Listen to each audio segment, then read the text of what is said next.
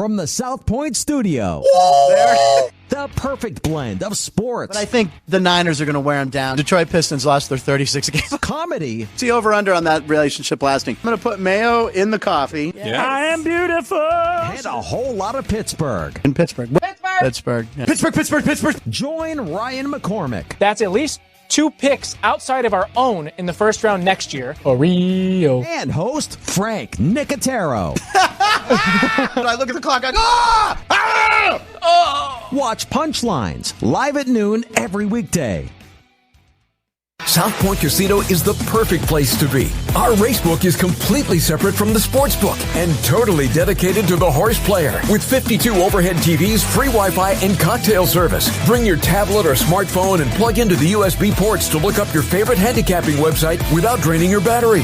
Want to wager from your seat? No problem with our IPTs. Just sign up, make a deposit, and you're off to the races. Plus, you'll earn points for dining, hotel, movies, entertainment, and the spa just by using the club card when wagering. South Point Casino's Racebook has you covered. Who is there for heroes or the families left behind when a service member or first responder dies or is catastrophically injured in the line of duty? Who helps our country's homeless veterans? And who helps our nation to never forget 9/11? Let me tell you who. The Tunnel to Towers Foundation. The Foundation's Gold Star, Fallen First Responder, Smart Home, and Homeless Veteran programs comprise their In the Line of Duty programs. They're all dedicated to honoring our nation's heroes and their families. The Foundation's Never Forget programs engage people in 9/11 remembrance across America. Over 80 runs, walks, and climbs a year, dozens of golf outings, and the Tunnel to Towers 9/11 Institute is educating kids in kindergarten through 12th grade to help our nation keep its vow to never forget. More than 95 cents of every dollar you donate to Tunnel to Towers goes to its programs. Never forget the sacrifices of our country's greatest heroes. Donate $11 a month to Tunnel to Towers at T2T.org. That's T2T.org. The following is a Race Day Las Vegas presentation in association with Siraco Productions Limited on the Race Day Las Vegas Radio Network.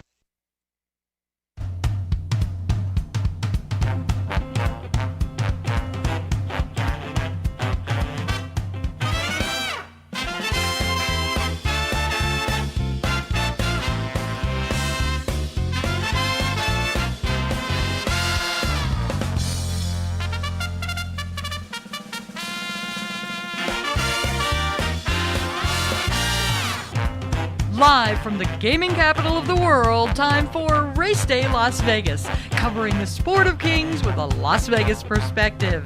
Now to the race desk with your host, Ralph Siraco. From the backstretch to the turf club, at the racebooks and on the internet, to all horse players around the world, a good morning.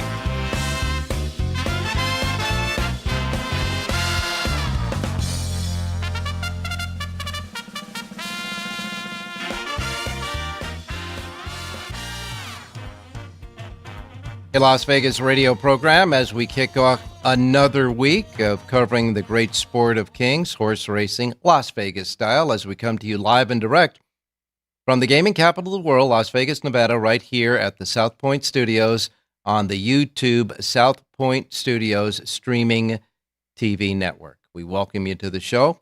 And of course, as I say, we come to you from the South Point Hotel Casino Complex here on Las Vegas Boulevard in Las Vegas.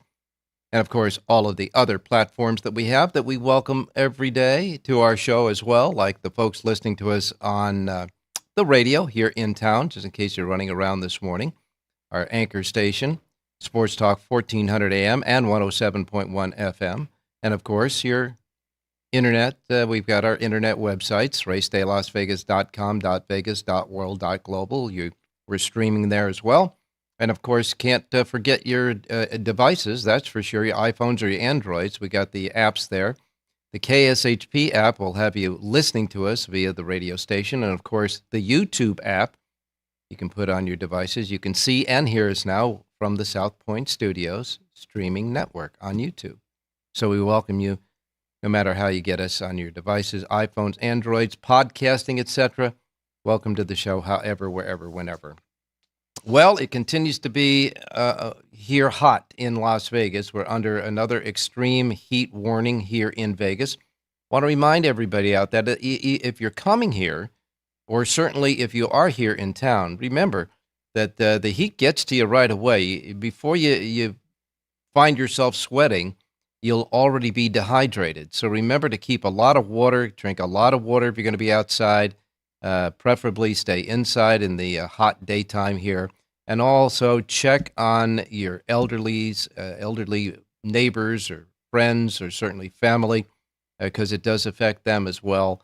And of course, the kids and the pets got to stay inside for most of the day today, just to be safe when we're going under the extreme heat. Right now here in Las Vegas, 84 degrees. We're going to get up to 109, and that's just going to be the way it is. We're going to be between like 108 and 110 degrees in the afternoons. Plenty of sunshine here for the rest of the week here in Las Vegas. If you are making plans to join us this weekend here in your gaming capital, that's for sure. Well, we are now going through the transition of the second sort of half of the season.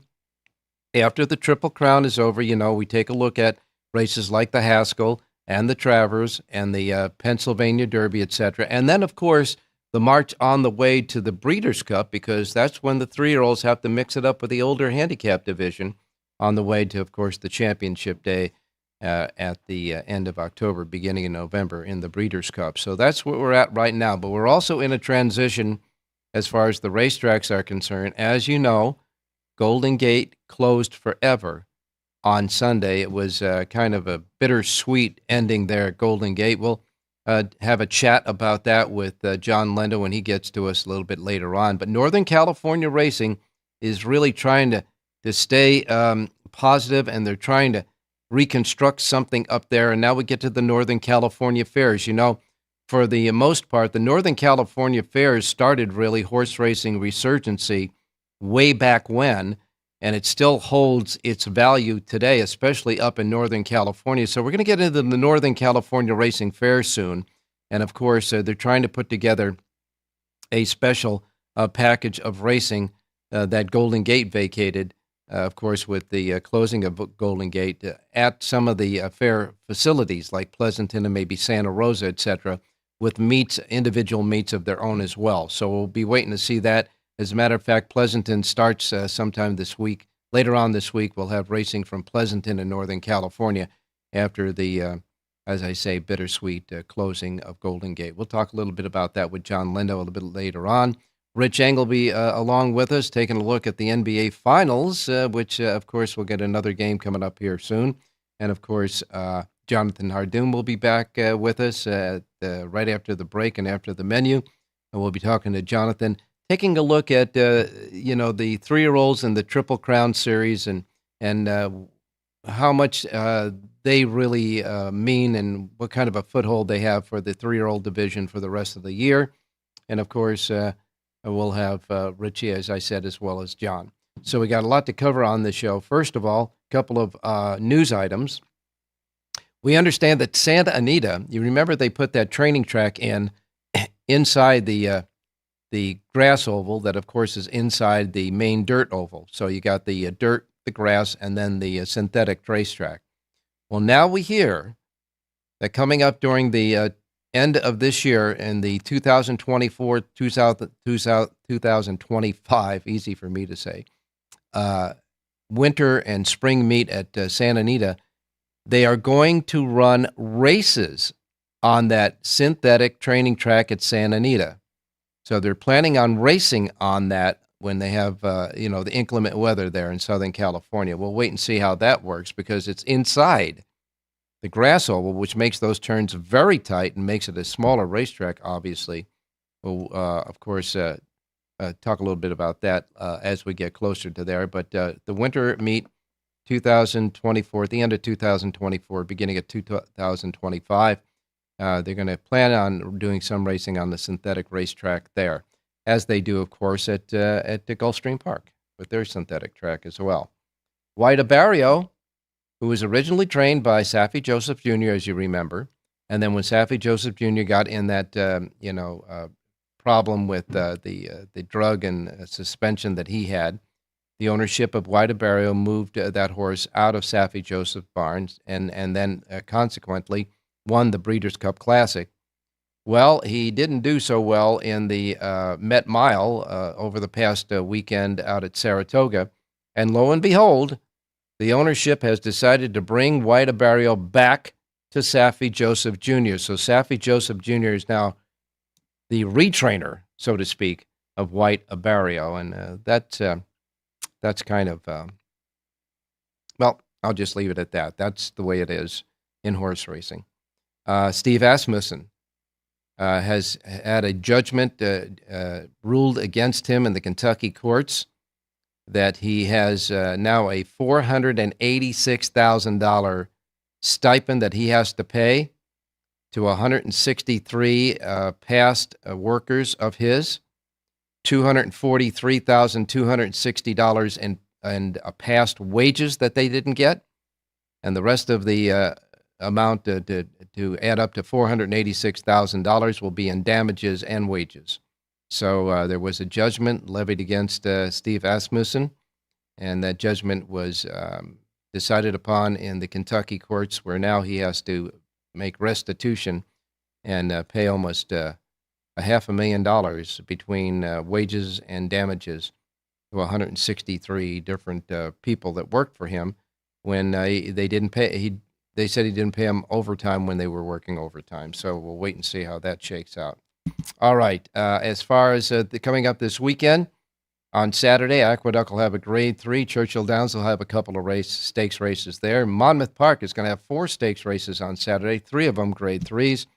And, of course, we'll have a stakes race at Pleasanton, at Emerald Downs, Gulfstream Park, and at Santa Anita. And as far as Sunday is concerned, Aqueduct will give us another stakes race. Laurel, Hawthorne, Monmouth, and Emerald Downs will also have a stakes race each, and Santa Anita will have 2 stakes races, one of which will be a Grade 3 this weekend as we start moving in to the some summertime. Remember, this is going to be the last week of racing out at Santa Anita during the Hollywood meet, and then Los Alamitos will kick in with their thoroughbred meet coming up thereafter.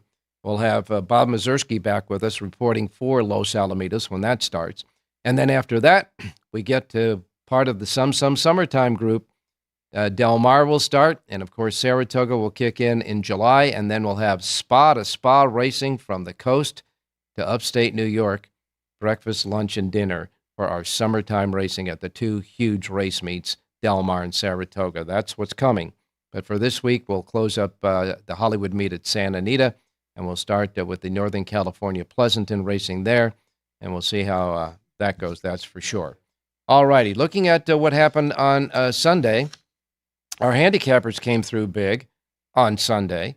At Santa Anita, Jerry J's 4th race selection not only won and paid $9 even, but he scored out with the Exacta with his link-ups that paid $23.30 for $1 and a $1 trifecta as well with the link-ups that paid $50.20 for the $1 trifecta there.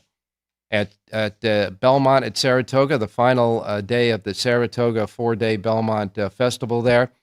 Well, the rains finally came, and they came hard, and they came, so much so that the steeplechase Grade 1 stakes race was canceled on Sunday. And, of course, there was a lot of racing on an off-track there Sunday. They did have quite a few stakes races, though. The Mike Lee was won by Doc Sullivan, Javier Castellano at $4.20. The Commentator won by Drake's Passage, Manny Franco at $3.80. Then you had the Critical Eye. That winner, Venti Valentine, Ired Ortiz Jr. aboard was Jonathan Hardoon's selection when we went through those stakes races. That horse paid $7.90. And one of the 2 link-ups that Jonathan offered in that race finished second, so the dollar exacta paid $20.60 there. In the Mount Vernon, the winner was Silver Skillet for Joel Rosario at $8.40.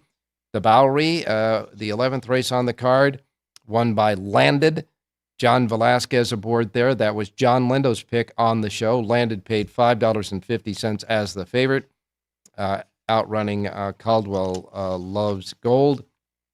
And in the final race, in the stakes race of the festival there, the Kingston, that was won by Spirit of St. Louis, Manny Franco's 3rd win of the day, $3.70. The final day pick 6 paid $2,692.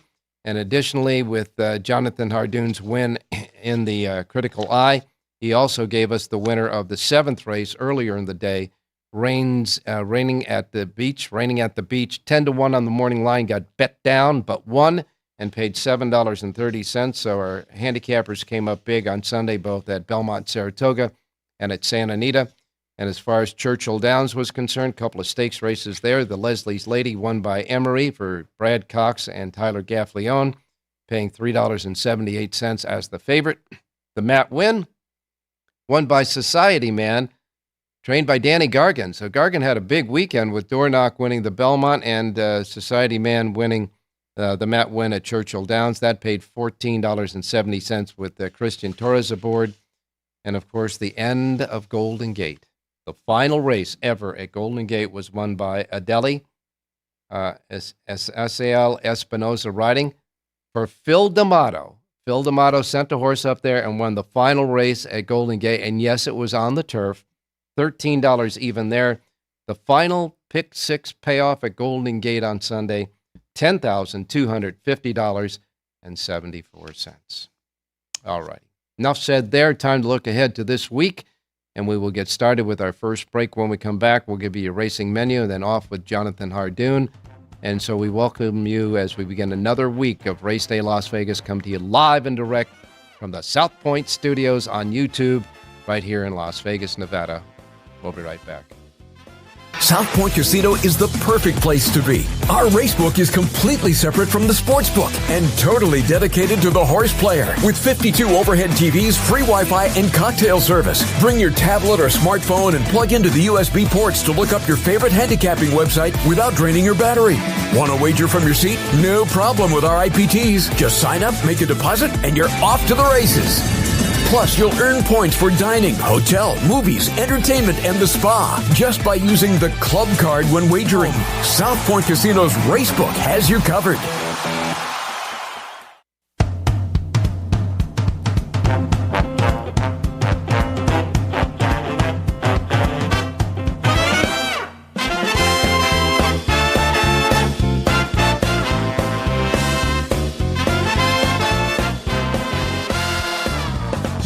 All righty, back on Race Day Las Vegas for this Wednesday, talking about the Triple Crown and the 3-year-olds in the Triple Crown. Of course, a lot of the 3-year-olds that are trained by Bob Baffert weren't able to run in the Kentucky Derby, but Bob was represented both in the Preakness and the Belmont Stakes. And he has another 3-year-old that you might want to take a look at towards the end of the year. That winner, that horse won the Affirmed Stakes at Santa Anita on Sunday very easily. Horse is called Parenting. Paid $3.60 with Juan Hernandez aboard, the Baffert trainee in the Affirmed. And, you know, Baffert's loaded for bear for the 3-year-olds, that's for sure. All righty, time to get started with your racing menu for today. Reminding you, as we always do, first post times we broadcast on this racing menu each and every day reflect that of the Pacific time zone. If you're here in Las Vegas, you'll be playing the races here at the book at South Point. These would be the first post times that roll out in our race books. Otherwise, if you're listening anywhere else in the world in another time zone, adjust to the Pacific time zone to get it right. We don't want you to miss anything like I miss Mom and Dad. And as far as the weather across this country today, it's great, except for a lot of rain going on in South Florida. But it's just over South Florida. Everybody else is clear. So we'll wait and see about that. Here's the menu then. We begin with Delaware Park. Delaware Park has a first post time of 9:30 today, 9:30 at Delaware Park. And then next comes Belterra Park. Belterra Park has a first post time of 9:35 at Belterra. Following that, we'll go to Parks Racing. And now Parks Racing has a Pick 5 jackpot carryover, $35,618. And their first post time is 9:40 at Parks Racing. Following that, we'll go to Churchill Downs. Churchill Downs has a first post time of 9:45 today. Their Pick 6 jackpot carryover is a goodie, $169,668, and the carryover in the Pick 6 jackpot at Churchill Downs. And again, their first post time at Churchill is set at 9:45.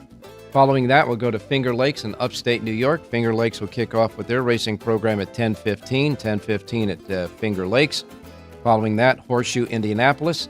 Horseshoe Indianapolis gets underway at 11:10 at Horseshoe Indianapolis. Following that, we'll go to Presque Isle Downs. Presque Isle Downs has a first post time of 12 high noon Pacific time. First post time at Presque Isle Downs. And then we'll go to Louisiana Downs. Louisiana Downs has a pick six jackpot carryover, $68,359. First post time is 2:05 at Louisiana Downs.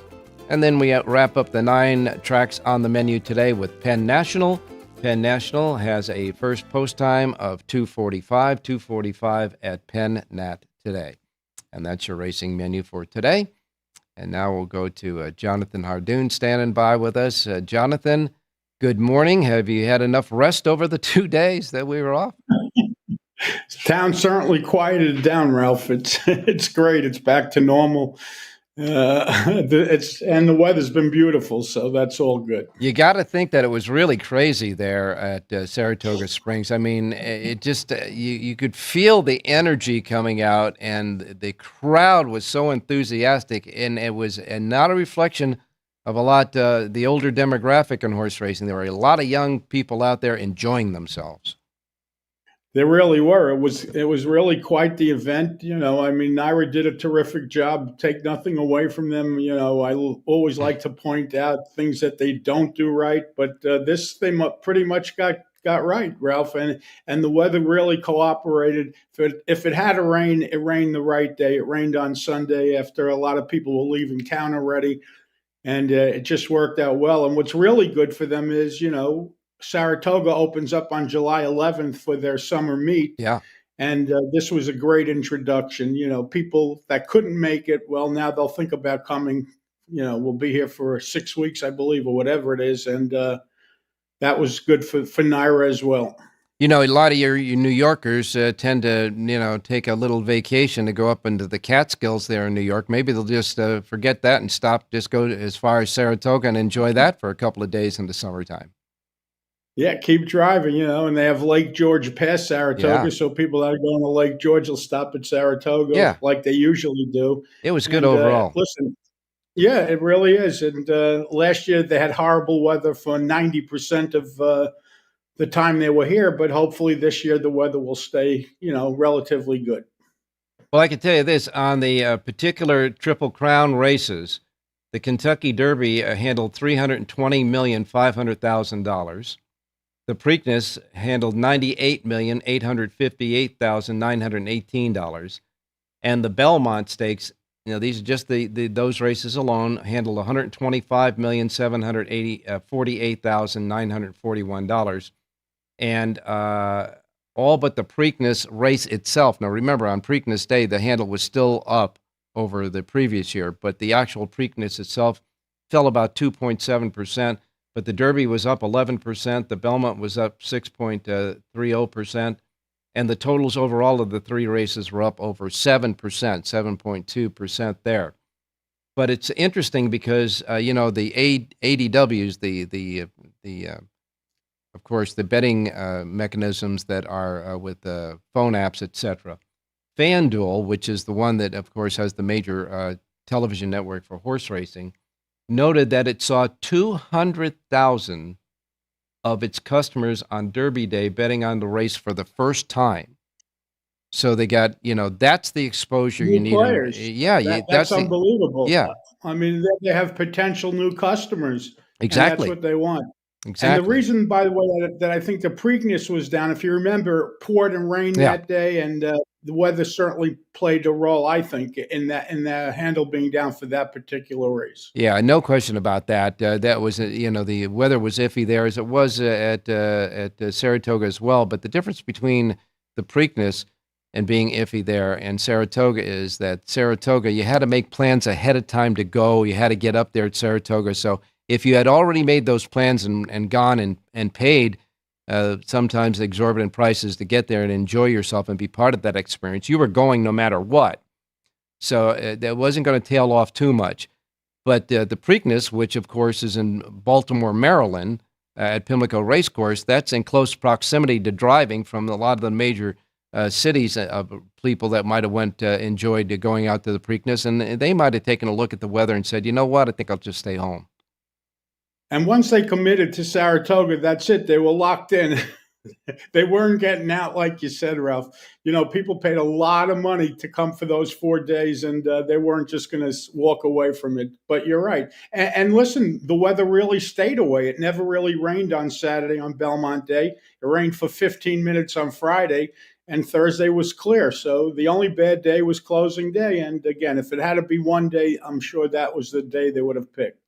Well, taking a look and kind of assessing and kind of looking at the Triple Crown races this year and what it meant as far as the 3-year-old division. First of all, when you prevent Bob Baffert from going to the Kentucky Derby with some of the top 3-year-olds in the country, you lose something automatically, although he did have representation in the Preakness and the Belmont. We will say that. But in any case... But Ralph, it also wasn't his best 3-year-olds. He had Muth sitting on the sidelines. He had Niso sitting on the sidelines. So the best 3-year-olds may not have even run in any of these races. Fierceness ran in one of them.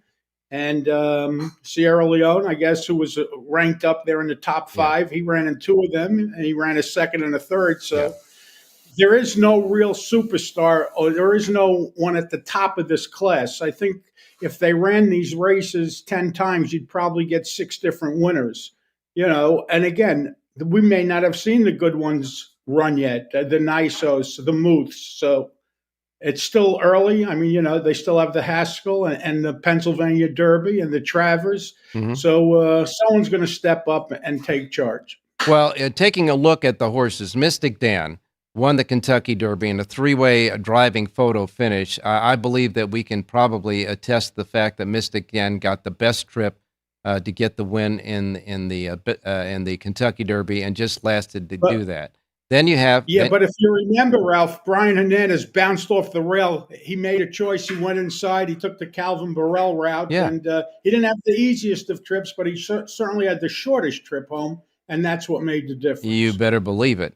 Now, Seize the Gray, I think, seized the opportunity of getting the type of track that he liked in the Preakness Stakes, went out on the lead. Nobody really contested him, and he was gone there. And then, of course, you got Dornoch, who won the Belmont Stakes. And all I can say is Dornoch is the horse that many people liked going into the Kentucky Derby, on the road to the Derby, and then he fell from grace there, and he redeemed himself in the Belmont Stakes.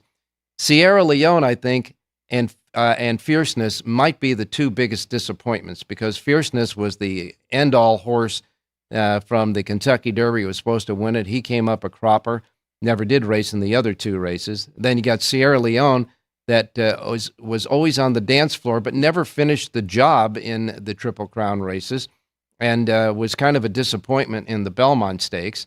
And then, of course, you've got Anna Marie, that's a horse that had, talk about troubled trips. I think this horse is the horse that wins the award for troubled trips as far as his Triple Crown run was concerned.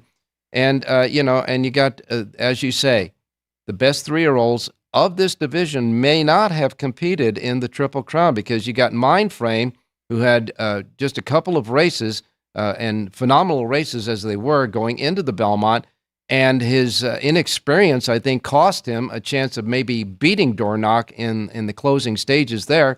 So we got that horse to look forward to.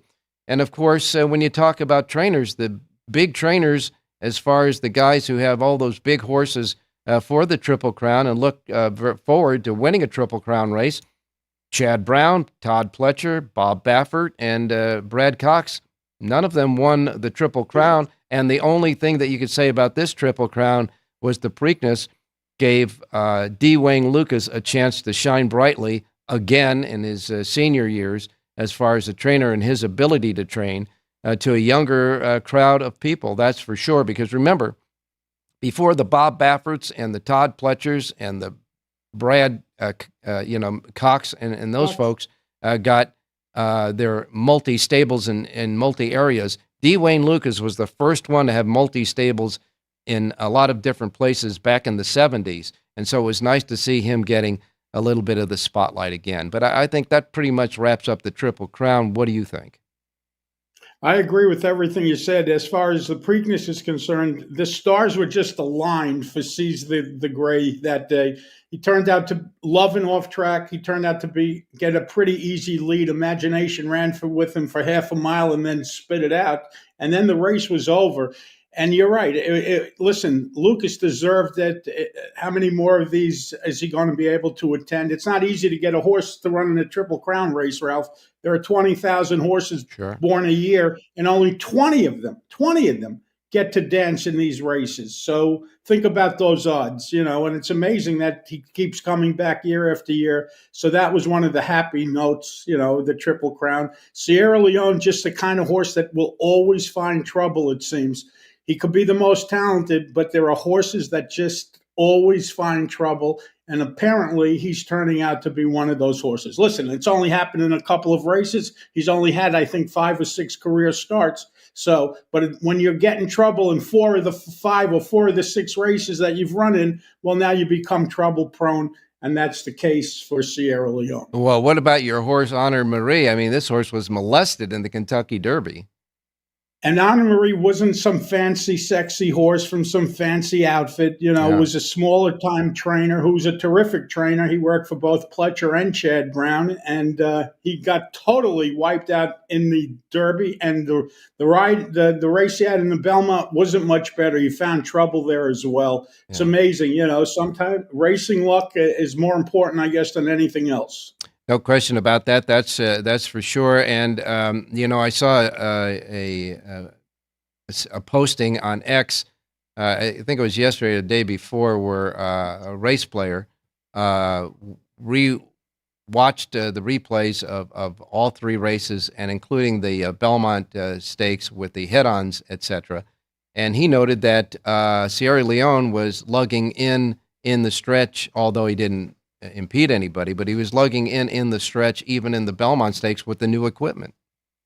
So much for the new bit, so much for the new rider. It made 0 difference. If anything, maybe Pratt wasn't even familiar with this horse. He may have worked him once or something. Well, when you make a change, you live and die with it. And listen, I had no problem with leaving Tyler Gaffalione on. I thought he did nothing but an amazing job to even finish second in the Derby, to be honest with you. Yeah. I guess maybe the owners made the choice. They paid the bill, so they get to choose who they want. But I don't know. It just didn't work out as they expected. And I know they were really disappointed. This is the most important meet, Saratoga, for Chad Brown. He was born and raised just a few miles from the track, and I'm sure he had to take it very hard. Yeah, and, the Saratoga meet proper is the one that he really looks forward to. But, he had horses geared up for this 4-day festival there, and it just didn't quite work out as far as the Belmont Stakes was concerned. But we're not going to cry crocodile tears for him. Everybody knows how great a trainer he is. And a matter of fact, all the other great trainers that didn't get, their picture taken in the Triple Crown. But now we move on. And I got to tell you that I was impressed with Mindframe's run in the Belmont, even though he was erratic, green, I guess you would call it, through the stretch. He was green as a cucumber, Ralph. Yeah. Remember, this is only his 3rd career start. He's being asked to go 1.25 miles against seasoned horses, or certainly more seasoned than him. And in the middle of the stretch, it looked like he was going by, but then he decided to do the little dance. He was lugging in, lugging out. He went every which way but straight, but take nothing away from him. He's really got a bright career. Listen, he's been working heads up with fierceness, so they thought the potential was there, and he proved that he's a real horse. Yeah, no question about that. I think there may be an equipment change next time they run Mindframe. You might have Velcro on for the jockey. Maybe. Yeah, so in any case, but we'll wait and see, that's for sure. And now it sort of gets exciting because we've got, the Haskell coming up, which, Bob Baffert will be loaded for that one. You have the Pennsylvania Derby. You got the Travers, going to be run at the same distance this year on the same racetrack as the Belmont Stakes was. So it's almost like a rematch if these horses come back and show up in that one. And maybe by that time we'll have fierceness in there. And who knows what's going on with Nysos and Muth. So, it's going to be exciting. Exactly. Yeah, and the Pennsylvania Derby, it's going to be exciting the last part of the year for these 3-year-olds, that's for sure. And, of course, they'll start mixing it up with the the handicap division a little bit later on. And, of course, I guess the first race, I think, of the year that really puts 3-year-olds against 4-year-olds, if they choose to run the 3-year-olds, would be the Pacific Classic down there at Del Mar. Yeah, we didn't even mention that race, and that's another big race to look forward to. And listen, we certainly have some really nice horses on the horizon. Hopefully they stay in racing, and hopefully we have a nice Saratoga and Del Mar meet and, keep building on this momentum. Yeah, no question about that. We the Triple Crown itself and all 3 races, and certainly the Belmont Festival, has done the job of exposing this great sport and the excitement of this sport and the betting aspect as well to a whole new group of people. Now it's our job to keep them interested in coming back. And I think with the great racing on the racetrack and good coverage of those racing, I think we got a little momentum going for the second half of the year for horse racing. At least I hope so. That's for sure. Ralph, the stat you mentioned a few minutes ago with 200,000 new bettors betting on FanDuel horse racing. I mean, are you kidding me? That's unbelievable news. It really is. Well, it's not. It's 200,000 people that bet the Belmont for the first time. We don't know if there were other racers, but it's I get the point. You're absolutely right. I would assume they're new horse players. I don't know any horse player that hasn't played the Belmont in the past. So if this is the first time they're betting the Belmont, well, it's probably the first time they're betting horses. Yeah. Or close, No question about that. That's for sure. A couple of quick notes from you. The Asmussen judgment, any thoughts about that? That's terrible. I mean, if he was screwing the workers, well, then he deserves to pay it. Yeah. I don't know. It's kind of difficult in horse racing, and I'm all for everybody getting every penny they can, but in horse racing, it's kind of hard to punch a clock and out when you got horses that are training in the morning, walking in the afternoon. Sometimes you take them out to graze in the afternoon. Sometimes you have to have a groom there to watch him if a vet's coming by or he's getting shod by. But that sounds like a lot of money that wasn't paid. Yeah, Ralph. I mean, you're talking about a crazy figure here. After a couple of thousand, people would have complained. I would think you're not going to let the bill run up to $500,000. I got to say they probably were, but it's been over a period of time. It wasn't over just a short period of time, but it's everybody get their due. That's for sure. That's what I think. That and of course, your thought about White Barrio going back to Saffie Joseph Jr. Well, here's the truth of the matter. The truth of the matter is Saffie Joseph should have never lost White Barrio because if you remember what happened, Saffie Joseph had a couple of horses that died, and Churchill decided that's it. They're going to rule him off the grounds like they did to Baffert. Yep. However, so now they left the owners no choice but to move the horses. But 2 weeks later, Churchill came back and said, you know what? Those deaths had nothing to do with anything wrong. Here's your license back. Well, that's great. They gave him his license back, but he lost White Barrio and I'm sure a bunch of other horses. Now what happens? So the owners were in a very tough situation because here they gave the horse to Dutro. He wins the Breeders' Cup, a $6 million race. Now what do? You're not giving him back to Saffie Joseph. And now, after a couple of bad races, they turn around and give him to Saffie Joseph. I don't know. Loyalty in this game doesn't really exist anymore. Or loyalty in this world really doesn't exist anymore. But it is what it is. And I don't think this horse will be racing much longer. I think they will retire him shortly. And I know how much you just embrace and love racing on a synthetic racetrack. So what did you think about... What'd you think about Santa Anita telling everybody that coming up during their winter meet here next that we may be racing on that little oval that's inside the main track and the turf track, the synthetic track there? It's a training track. How big could it be, Ralph? I don't know. What are they going to do? Have 6-horse fields? Well, that's what they normally get anyhow. So that they're not going to have a problem with a 12 horse field most of the time. That's for sure. Well, but the good news is at least they'll rain on rainy days, maybe. You mean run on rainy days? Yes, that's for sure. Yeah, race on rainy days or run on rainy days. Well, let's hope they do, that's for sure. But it was an exciting and certainly a different type of Triple Crown this year. And certainly I think a lot of positive things came out for it, both for racing in the sport and for the horse players as well.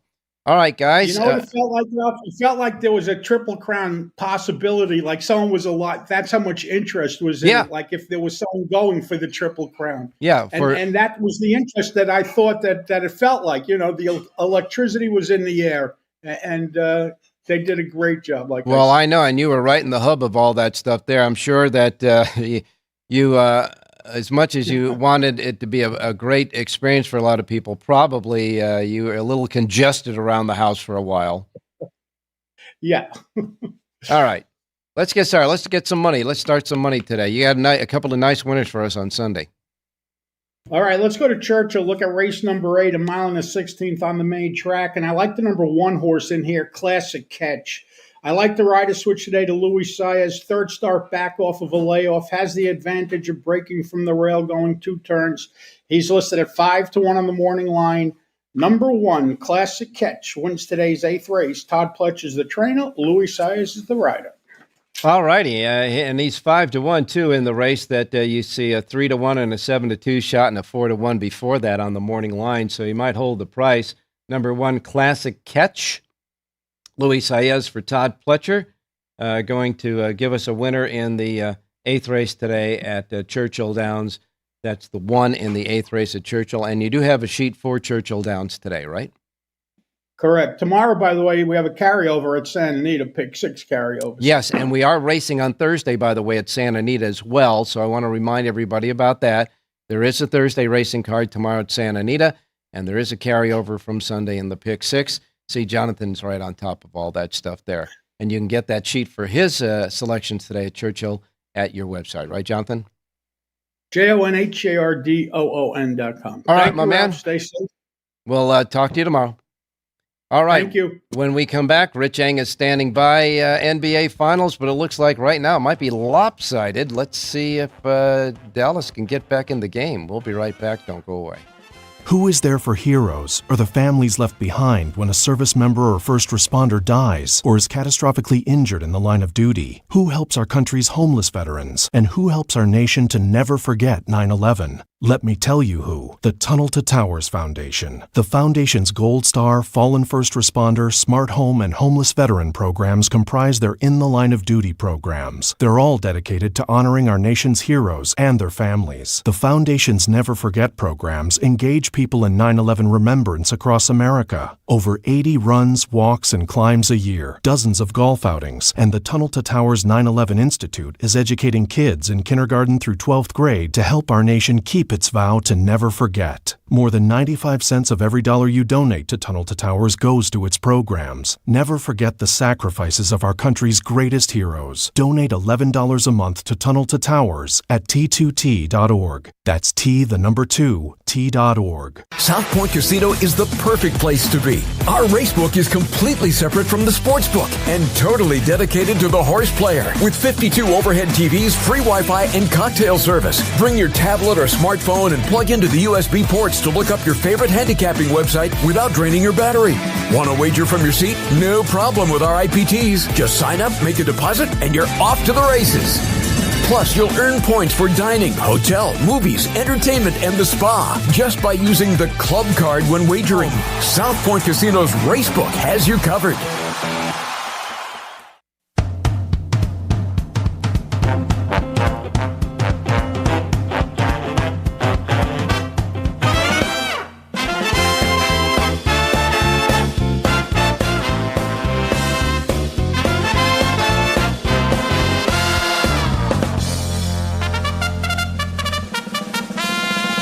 Okay, back on Race Day Las Vegas for this Wednesday as we ramp it up for the week. Coming up with horse racing, of course, all this weekend, Las Vegas style. Now we go to Rich Eng standing by.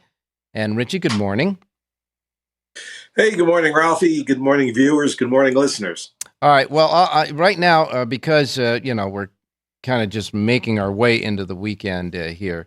We're looking at, of course, sports with the wrap-up of the Stanley Cup there and, of course, the NBA Finals. But the NBA Finals look like it might be a sweep. Well, both series are 2-0 in the Stanley Cup Finals. The Edmonton Oilers were trailing 2-0 to the Florida Panthers. Yeah. And in the NBA, the Celtics are 2-0 against Dallas. The game tonight, game 3, is at Dallas. The Celtics are a 2.5-point underdog, Ralph, but it's really a game you cannot bet until you find out what's happening with Kristaps Porzingis. Yeah. He injured a leg in game 2 at Boston. He's a game-time decision, and he made a huge difference in that Celtics team in game 1 and game 2. If he does not play, that's a huge edge for Dallas. If he does play, then maybe the momentum continues for Boston. But Porzingis is a game-time decision. All right. If he does or doesn't play, how much does it move? Do you believe the line? How much does he affect his participation? Affect the line? Well, it's 2.5 right now for Dallas. It might move the line a half point, maybe. Okay, about a half point then. All righty. Well, it's almost a do or die time for Dallas. If they don't get this one, it's just almost mailing it in from here. Yeah, they really need to win because if you remember during the NBA series with the Timberwolves in Dallas, Minnesota was down 3-0, and they kept putting the stat up where a team that had a 3-0 lead was something like 155-0. In other words, no team has ever come back from an 0-3 deficit in the NBA in a playoff series. All right. Well, that will tip off tonight. We'll wait and see about that. But in the meantime, back to horse racing. I know this is not a day when you do any selections, but I know sometimes you get there and you try weeding out trying to find a horse. Did you do that today? Yeah, I do have a horse, but if I could just take 30 seconds, I have a tangent on from the Belmont Stakes. I heard you and Jonathan talking about it in the FanDuel. I thought one of the hidden gems coming out of the Belmont Stakes is that one of the co-owners of Dornoch is Jason Worth, who was a former professional baseball player. Mm-hmm. And if you saw some of the video, he compared winning the Belmont Stakes to when he won the World Series with the Philadelphia Phillies. Mm-hmm. And, there is a connection between pro sports and horse racing that I think horse racing needs to capitalize on. Yeah. Jason Worth is one angle. Alex Bregman, the third baseman for the Houston Astros, his family has a racing stable. Mm-hmm. Eric Johnson, the Colorado Avalanche all-star defenseman, has a racing stable. And then you've got guys like Rick Pitino, Bill Parcells, Eddie Olczyk, who love horse racing. There's something there, Ralph, that horse racing needs to capitalize. No question about that. That's for sure. And if you saw any of the footage, if you saw any of the video after the race, him in the winner's circle, he was jumping up and down and going crazy. I mean, he was really excited about winning that race. That's for sure. All right. So where are we going today for a horse? We're going to upstate New York, Ralph. Race number 4 at Finger Lakes. Oh, it's my. a mile and 70 yards going long. Let's go with the number 2, Ruxton Rocks. This horse is trained by Anthony Ferraro. This horse has a really good resume at Finger Lakes from last year. Has been off just a little bit, but comes back fresh. 4-1 on the morning line. Let's go with the 2, Ruxton Rocks at Finger Lakes. All right, 6-horse field, and at 4-1, he is not the first, second, or third favorite. He's fourth on the morning line at 4-1. Competitive race it is. So in the 4th race at Finger Lakes, you like number 2, Ruxton Rocks, the 2, in the 4th at Finger Lakes. Hey, thanks a lot, Richie. We will talk to you tomorrow. Hey, thanks, Ralph. Good luck, everybody. All right, taking our final break. We're coming back with John Lindo. Don't go away. South Point Casino is the perfect place to be. Our racebook is completely separate from the sportsbook and totally dedicated to the horse player. With 52 overhead TVs, free Wi-Fi, and cocktail service. Bring your tablet or smartphone and plug into the USB ports to look up your favorite handicapping website without draining your battery. Want to wager from your seat? No problem with our IPTs. Just sign up, make a deposit, and you're off to the races. Plus, you'll earn points for dining, hotel, movies, entertainment, and the spa just by using the club card when wagering. South Point Casino's Racebook has you covered.